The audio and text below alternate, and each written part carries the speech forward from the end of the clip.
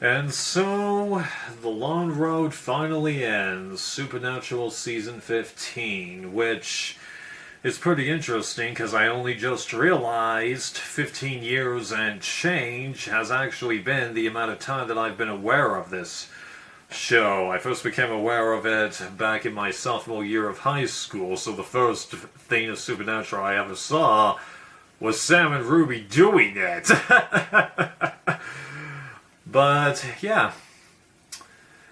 It's been a good, not always pleasant ride, but a good ride nonetheless. I'm not the hugest fan of the big overall arc in this season, but at the same time, it's kind of hard to pitch two ordinary blokes and two not quite humans, along with some cohorts, taking the fight to the most almighty of mighty beings and then defeating him. Superman versus Batman. How can you do that in a way that'll please everyone? You can't. Plus, think about the big confrontation that was at the end of Season 5. Michael versus Lucifer with the boys and their two cohorts of the time standing right next to them. It wasn't the greatest fight, now was it? But did it fit in line with what the show's capabilities were? Yeah. Did this fit in line with what the show's capabilities were? Yes. And in fact, the message behind the ending, amazing, and a lot of us, including me, should have seen it coming. Because as somebody mentioned, either on the show or maybe a YouTube comment, there are some fates that are worse than death. I, in fact, have a similar situation in that futuristic fictional universe I've mentioned a few times on this channel, where the main character that ultimately proves to be responsible for almost everything that has occurred across the entire timeline ends up being one of the few survivors and has the only other main character who's in the position to do anything about them pointing a gun at them, and then that main character, despite having every reason to pull the trigger, chooses to not do it. Yeah. So, I admit, there is a part of me that is dissatisfied with this fight against Chuck, but what could they have really done, you know? Plus, at the same time, unlike Lucifer in Season 5, where not that much was going on with Lucifer himself, there was a lot more going on with the other angels and the horsemen, but then again, those horsemen are supposed to be doing Lucifer's work after all. Lucifer didn't do that much. Chuck this season, as Billy mentions, he was doing a crap ton of stuff, going after everyone that had inspired him over the course of the show and dealing with them, then going to all the other planets, Earths, dimensions, whatever, and wiping them out one by one until finally Earth, as we know it in this show, because I don't think it has a name other than Earth, is the only one left, and even then, he wiped out everyone except for Sam, Dean, and Jack, and had Kaz still been there, he would have wiped him out too, because, you know, he was able to take care of everyone else. But Sam and Dean, he only did that for dramatic effect. Jack, I don't think he actually could touch, but maybe I'm wrong on that. Yeah, so he was actually up to stuff, so it wasn't like he was being idle, he was just taking the fight to them in a slightly different way. That's fine in my mind. And even then, while I didn't really like what they were doing with Chuck's storyline, all the other individual bits, like what they did in Season 5, the episode-by-episode storylines, they were great. I have never once had an issue with the individual Monster of the Week stories or whatever angles they're going with the show. Yeah, last season did a horrible job transitioning from dealing with Apocalypse World Michael to continuing the Jack story line. That did a horrible job. This season, on the other hand, all of its storylines were definitely better balanced. Not in the way that I totally liked it, but to be fair, I did enter a state of mind when I was watching season 14 where I'm like, yeah, I'm definitely tired of this show, but I'm so close to finishing it. Of course I'm going to see it through. Had the same thing happen when I was doing the Buffyverse. Like, Angel Season 4 or Buffy Season 7, that's when I began to go, I'm tired of this. But I kept at it because I wanted to see how it ended, or at least for Buffy, because Angel, it didn't end, but the underlying message for him was that it never ends for him. Which I think now, years later, is very much appropriate. Right, so I could mention some of the little individual themes for this season, such as how, they just wrote everyone off prior to the final confrontation, with Chuck. And while I do think that is somewhat fitting for Lucifer, at the same time, it's almost like, why bother in a sense, but I get that they did want Mark Pellegrino there to go out playing Lucifer rather than Nick. And, if you're bringing back everyone, why not bring back the devil, just to annoy those boys one last time, It makes sense. And then Billy, okay, I don't really like, what they did with the character, but I never really liked the character anyway. I don't think anyone really did, especially since they don't really mention Billy at all, except, in the season 11 featurettes when we first meet her. That's it. That is literally the only time she gets mentioned. She doesn't get mentioned in this season's special feature. She doesn't get mentioned in season 12 when she's deaf. She doesn't get mentioned at a single Comic-Con, at least that we saw on those special features. So ultimately, it's just like, yeah, I'm with you, Chuck. Why didn't you just write in the old deaf back? Maybe there was a real-life explanation as to why they wrote the character off, I don't know, because everything I've seen has indicated that the actor is not only still alive, but is still active in the entertainment industry. Yeah, dumb. Like with Crowley, very dumb, but yeah, I'm not that picky about the character, and they did kind of set it up. It's indirect, but it's there. You had to have been paying attention. Although, the Empty taking on a form of Meg, I don't even know if it's the same actress or not. That, to me, felt like a total waste. You should have come up with something a little bit more original, in my mind. That would have been better. Ruby, I liked seeing Genevieve again, but then how they just leave her out at the end. I mean, no. Not in the finale, I mean, just her last line. Try and get me out of here. And Cass says, I'll try. Well, maybe he did it off camera. I don't know, but I kind of wish they hadn't included that line. But, maybe they just wanted to give Ruby something better, because we all did like the character, even though Eric has said time and time again, she was always meant to be bad. Which is why I don't consider her on that list of good guys turn bad that they did bad with, or heck, even the bad guys that they did bad with. It kind of felt like it, but she was always supposed to be evil. She was always supposed to go out in a way that would be... Right.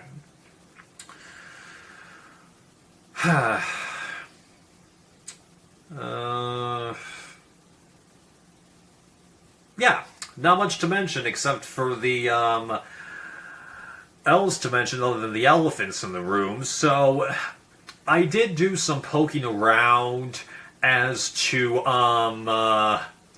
what the producers had in mind for Forgot Something. What the producers had in mind for those last 2 episodes had, COVID not been a factor, where everything that I've read online and in here, because my work just recently got that. Okay, that's cool. I've seriously never seen the back of this. But everything that I have read has indicated that the vast majority of what we saw was always going to be the plan. Oh, maybe they would have done the ending battle with Jack a little bit differently, but everything I've seen that has indicated that the only real thing that they changed in any big way was the very end of the last episode. Because, as I'm sure many of you know, it wasn't supposed to be Dean reuniting with Bobby and then later Sam in heaven. It was supposed to be Dean arrives in heaven, sees the Impala/baby, takes her for a drive, then drives up to a recreated version of the Roadhouse from season 2, and then he encounters Bobby, Kaz, and a whole bunch of other people throughout the show, and you would have had the actual Kansas band playing Carry On Wayward Son in the background as you see Dean and then maybe Sam there too, because I don't know if they would have done him before getting there, reuniting with everyone, just everyone's nothing but smiles, just as a great way for the show to end and to show it was all worth it in the end. We're all good now. But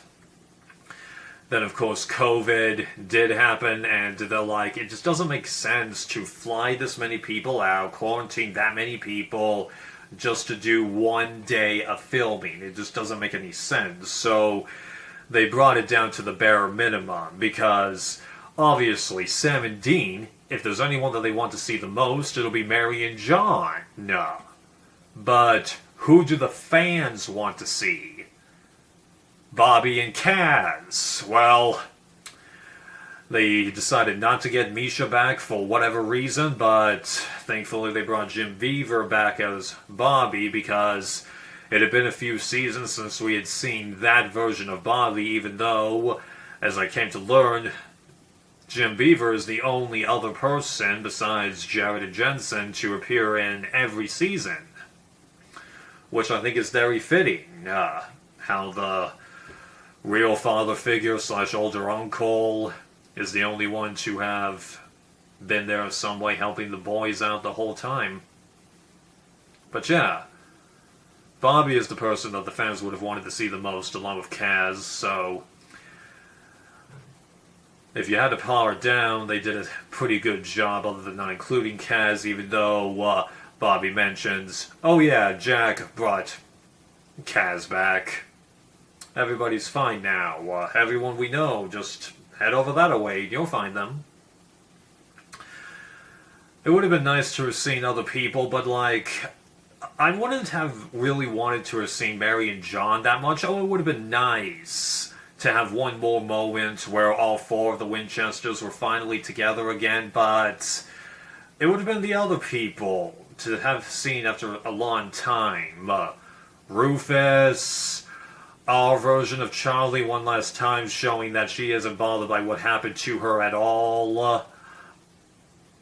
Maybe even see Ellen or Joe there, you know, even though I bet that they would have aged so much we might not have even recognized them. And then just all those other people, yeah, but it's close enough. If all you had to do was change one little thing, and even then, those people still matter, because based on what I've read in this, and that reunion tour that they've done, which I haven't done any looking up, but I'm going to, I think that a decent amount of those people did come back to, you know, provide more information to the fans, and Jared and Jensen have made it clear they were expecting the fandom to die out, but, you know, it's just grown and grown. Like, I was becoming aware of how much of a fan base this show had in the years when I had stopped watching it after seeing season 6 originally, because on fanfiction.net, which by the way isn't the fan fiction set anymore, it seems like this archive of our own /AO free now, you have the ability on that site to filter out works based on the type of medium that they come from. Things based on anime, books, movies, TV shows, plays, comic books. When I started actually watching the show, I saw that Glee was the fandom that had the most amount of entries there, but I noticed that starting a little bit after Glee ended, Supernatural seemed to be bridging the gap, and then within a couple of years it actually topped it, albeit not by much. So I'm like, if it's the TV show on fanfiction.net that has the most amount of fanfictions written, then clearly the fanship here has to really mean something, just like how Victorious was able to overtake iCarly in the amount of fanfiction entries, even with the iCarly reboot. That says something. So yeah, it seems like this show has just managed to endure a lot longer than you would have expected it to, and I think that this show does deserve that. Even though I wasn't as emotional with when this show ended as opposed to other TV shows, I do feel like I owe this show a little bit more of a thank you than I've done for other TV shows in the past.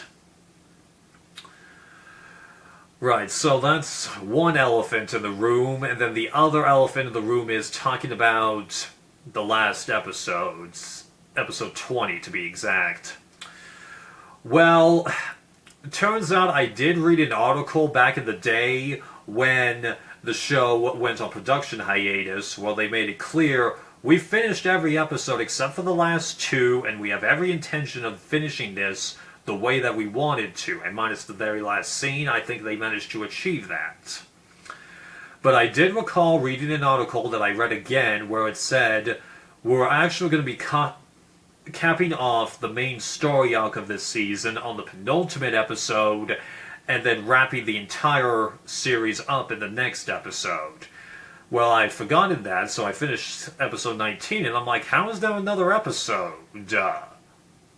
What is there left to do? Well, turns out they didn't want to just end the story arc, they wanted to truly wrap everything up, and I'll be honest, when I first finished it, I'm like, this is crap. I am not a fan of this. But now that I've had a few days for it to grow on me, I actually think it's fairly fitting, because I remember when I first watched season 5 about 12 years ago, and there was a part of me that wasn't truly satisfied with that ending. Now, I think the first layer of that was the fact that it's supposed to be, you know, hyping up for this big finale, and then it's wrapped up within a couple of minutes. I thought it was that effect on me.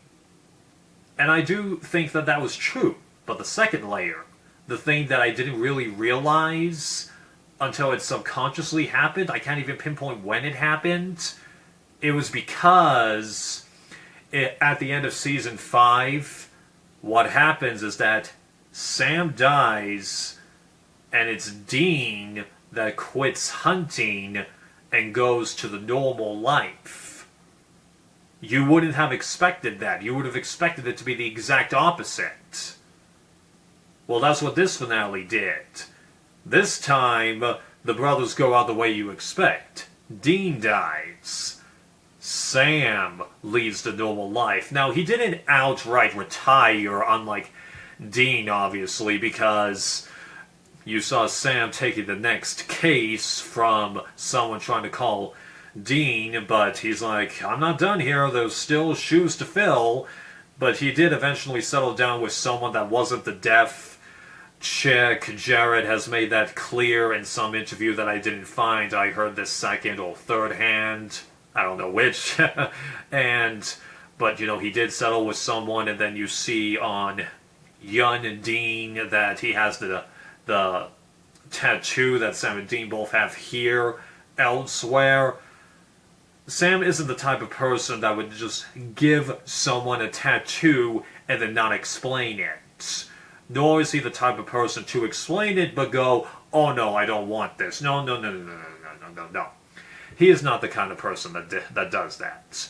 Off screen, he transitioned from doing it all the time to doing it more in a mental way whilst raising his family, and then the subtle implication is that young Dean took over at some point. So yeah, it's fine. In my mind, I don't think it's great, but do I think that it was, haphazardly done, a slap in the face to the fans? Not really, but do I call it kind of stupid? Yeah, because, reintroducing a villain that no one is going to remember, even though there are loose ends across the show. This one with Jenny and then Kate, who they don't mention. Yes, I looked up who they were, but I was able to figure out it was season 1 based on Sam's hair. So, those two, then you had the Ragaroo, or whatever, the meat-eating guy from season 4. You have that child, who easily could be about the age that... Oh, wait, no. It's supposed to have with a 30. Never mind, but that was an option if it was waited long enough. And then you had, who did Jules Sweet play in, like, season 7 and 8? Amanda, maybe? You had her son promising that he was going to go and kill Dean. Yeah. So you had loose ends like that you could have brought back. Oh yeah, did they ever explain what happened to the werewolf chick? Yeah, I just remembered, right. Although, thank you for bringing Adam back. Took you long enough, even though that is a bit of a continuity error with what Lucifer said in season 11, but I digress. So, yeah, thank you for doing that. But... right, so it feels kind of stupid. A villain that no one is going to remember, and then Dean just gets unlucky and has to be kicked back right into that thing, but I do think that there was a moment on the show where it was stated by, Dean himself, or maybe Bobby, you're going to die on this hunt, dude. It's just a fact of life, or you're about to. Yeah, this is not surprising. The literal moments of death is surprising, but the overall bit, now that I've had time to think about it, like with Jensen, it's fine, in my mind. Like, yeah, this is not Game of Thrones finale 2.0, okay? Because even in the Comic-Con, there were subtle hints that they said that people aren't necessarily going to like this finale, but we had prep for it. Game of Thrones, we had no prep. Angel Season 5, we had no prep.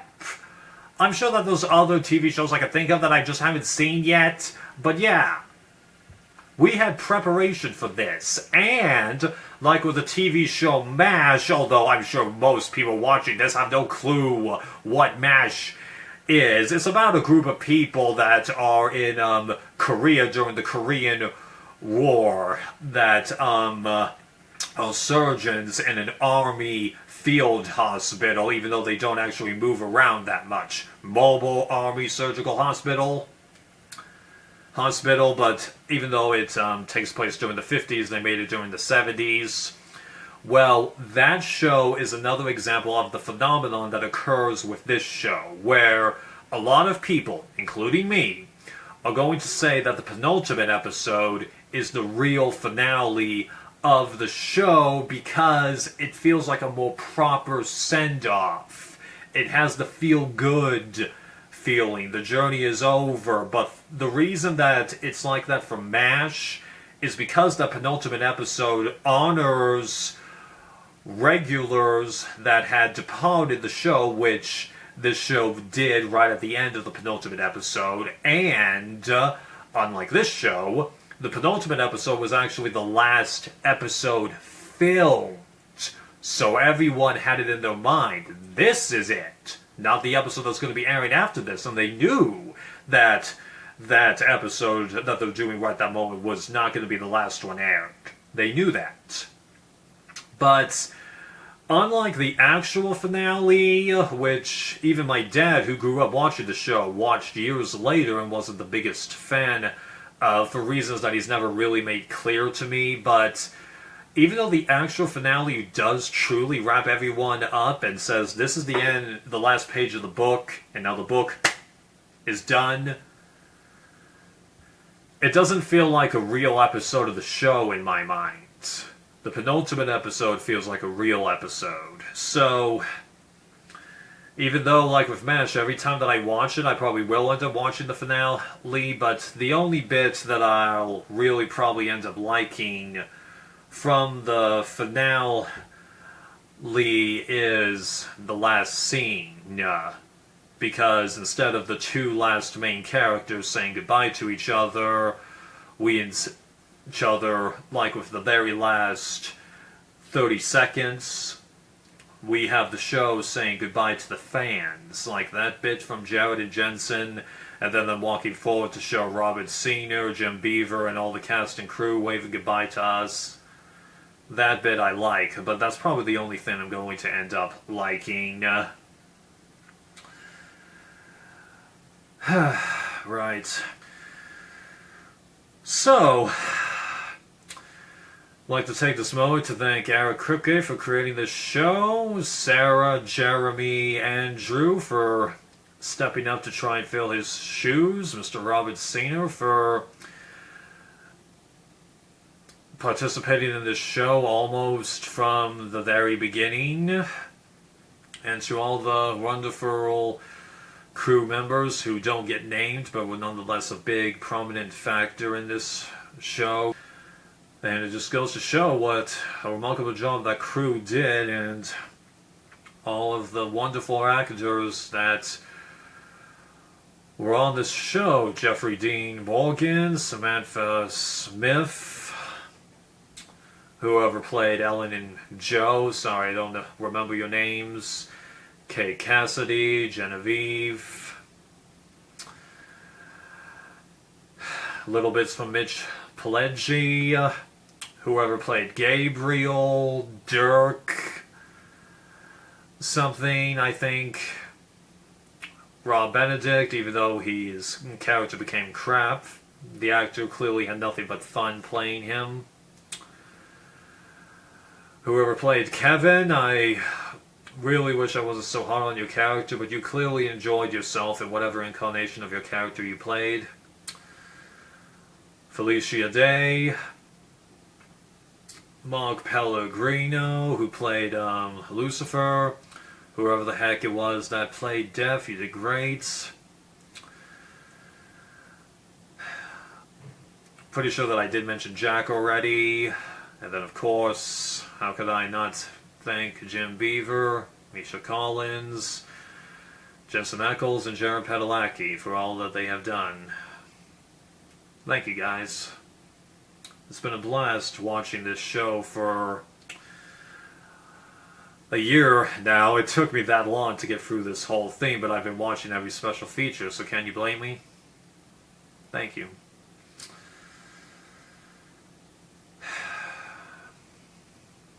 Carry on, my wayward son.